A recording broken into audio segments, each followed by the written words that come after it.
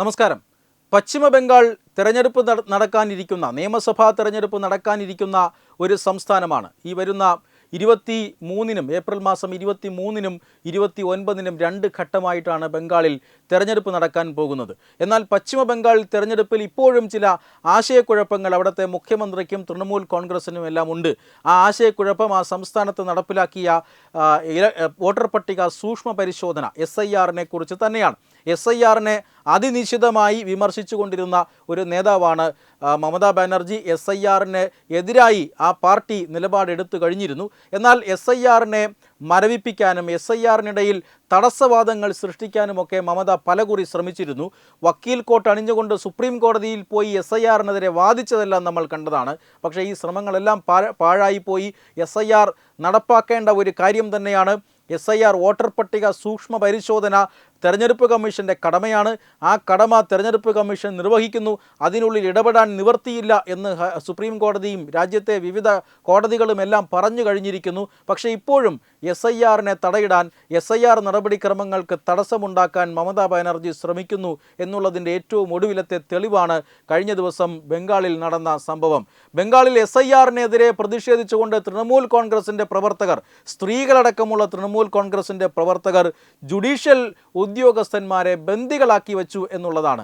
ഇങ്ങനെ ജുഡീഷ്യൽ ഉദ്യോഗസ്ഥന്മാരെ ബന്ദികളാക്കി വെച്ചതിനെതിരെ സുപ്രീം കോടതി ഇന്ന് അതിരൂക്ഷമായ വിമർശനമാണ് നടത്തിയിരിക്കുന്നത്. 7 ജുഡീഷ്യൽ ഉദ്യോഗസ്ഥന്മാരെയാണ്, ഇതിൽ 3 പേർ സ്ത്രീകളാണ് എന്നോർക്കണം. 3 സ്ത്രീകളടങ്ങുന്ന 7 ജുഡീഷ്യൽ ഉദ്യോഗസ്ഥന്മാരെ ഒരു പ്രതിഷേധത്തിൻ്റെ ഭാഗമായി തടഞ്ഞു വച്ചിരിക്കുകയായിരുന്നു. തടഞ്ഞു വയ്ക്കുക എന്ന് പറഞ്ഞാൽ 1-2 മണിക്കൂർ ഖൊരോവയല്ല, മറിച്ച് 9 മണിക്കൂർ തടഞ്ഞു വച്ചിരുന്നു. മനുഷ്യത്വപരമായ പരിഗണന പോലും നൽകാതെയാണ് ഈ ജുഡീഷ്യൽ ഉദ്യോഗസ്ഥന്മാരെ 9 മണിക്കൂർ മമതാ ബാനർജിയുടെ നേതൃത്വത്തിലുള്ള തൃണമൂൽ കോൺഗ്രസിൻ്റെ പ്രവർത്തകർ തടഞ്ഞു വച്ചത്. അതും SIRനെതിരെ. SIR നടപ്പിലാക്കുന്നത് കേന്ദ്ര തെരഞ്ഞെടുപ്പ് കമ്മീഷനാണ്. തെരഞ്ഞെടുപ്പ് കമ്മീഷനെതിരായിട്ടുള്ള പ്രതികരണം അല്ലെങ്കിൽ പ്രതിഷേധം എങ്ങനെ ജുഡീഷ്യൽ ഓഫീസർമാർക്കെതിരെ നീണ്ടു എന്നതാണ് സുപ്രീം കോടതി ചോദിക്കുന്നത്.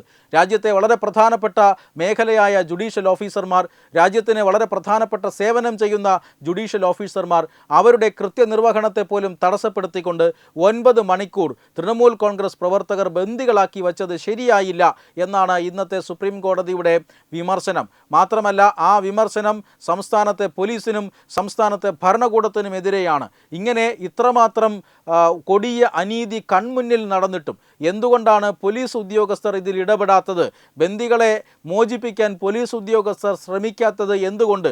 അതിനുവേണ്ട നിർദ്ദേശം എന്തുകൊണ്ട് ഭരണകൂടം നൽകിയില്ല എന്നൊക്കെയുള്ള ചോദ്യങ്ങളാണ് ഇന്നിപ്പോൾ സുപ്രീം കോടതി ഉന്നയിച്ചിരിക്കുന്നത്. ചുരുക്കം പറഞ്ഞാൽ പശ്ചിമ ബംഗാൾ സർക്കാരിനെയും അതുപോലെ തന്നെ മമതാ ബാനർജിയെയും അതിനിശിതമായി തന്നെ സുപ്രീം കോടതി വിമർശിച്ചിരിക്കുകയാണ്.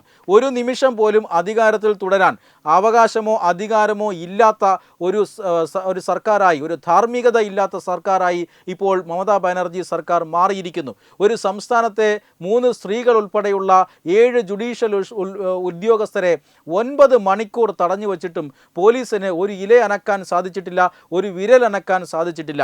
കേന്ദ്ര സേനയാണ് ഇപ്പോൾ ഇടപെട്ടുകൊണ്ട് അവിടെയുള്ള പ്രവർത്തകരെ തുരത്തി ഓടിക്കുകയും ഈ 9 മണിക്കൂറിന് ശേഷം ഈ ജുഡീഷ്യൽ ഓഫീസർമാരെ ഇപ്പോൾ മോചിപ്പിക്കുകയും ചെയ്തിരിക്കുന്നത്. ഇതിനെതിരെയാണ് ഇപ്പോൾ സുപ്രീം കോടതിയുടെ ശക്തമായ വിമർശനം. പോലീസ് അവിടെ പ്രവർത്തിച്ചില്ല, പോലീസ് ഭരണകൂടത്തിന് ഒത്താശ ചെയ്തു കൊടുത്തു. ഭരണകക്ഷിയാണ് ഈ നാറിയ അല്ലെങ്കിൽ നാണം കെട്ട പ്രതിഷേധം നടത്തിയത്. എങ്കിൽ പോലും ഈ ഭരണകക്ഷിക്കൊപ്പം പോലീസ് നിൽക്കുകയായിരുന്നു. തൃണമൂൽ കോൺഗ്രസിൻ്റെ അധ്യക്ഷയായ മമതാ ബാനർജിയുടെ ഓർഡറുകൾ അനുസരിക്കുകയായിരുന്നു പോലീസ്. ഇത് തെരഞ്ഞെടുപ്പ് സമയമാണ്, പെരുമാറ്റച്ചട്ടം നിലവിലുള്ള സമയമാണ്. തെരഞ്ഞെടുപ്പ് കമ്മീഷൻ അടക്കമുള്ളവർ പറയേണ്ടതാണ് പോലീസ് ഉദ്യോഗസ്ഥർ അനുസരിക്കേണ്ടത്. പക്ഷേ അത് ബംഗാളിൽ ഉണ്ടായില്ല. അതുകൊണ്ട് തന്നെ പോലീസിൻ്റെ മുതിർന്ന ഉദ്യോഗസ്ഥരിൽ നിന്നും ഇപ്പോൾ സുപ്രീം കോടതി റിപ്പോർട്ട് തേടിയിരിക്കുകയുമാണ്. മമതാ ബാനർജിയുടെ ഭരണത്തിന് കീഴിൽ പശ്ചിമ ബംഗാൾ എന്ന സംസ്ഥാനത്തിൽ നിയമവാഴ്ച ഇല്ലാതെ പോയി എന്നതിൻ്റെ ഏറ്റവും ഒടുവിലത്തെ സൂചനയാണ് സുപ്രീം കോടതിയുടെ ഈ രൂക്ഷ വിമർശനം. വെബ് ഡെസ്ക് തത്തുമൈ ന്യൂസ്. HIV അണുബാധ സന്തോഷപൂർണമായ ഒരു ജീവിതത്തിന് തടസ്സമല്ല. HIV അണുബാധയ്ക്ക് ഫലപ്രദമായ ചികിത്സ ഇന്ന് ലഭ്യമാണ്. ഇതിന് യഥാസമയം അണുബാധ കണ്ടെത്തുന്നതും കാലേക്കൂട്ടി ചികിത്സ നടത്തേണ്ടതും അത്യാവശ്യമാണ്. സൗജന്യമായ ചികിത്സയും മാർഗനിർദ്ദേശങ്ങളും സർക്കാർ ആശുപത്രികളിലെ ART അഥവാ ഉഷസ് കേന്ദ്രങ്ങളിൽ ലഭ്യമാണ്. ആരോഗ്യ സംരക്ഷണം ഓരോരുത്തരുടെയും ഉത്തരവാദിത്തമാണ്.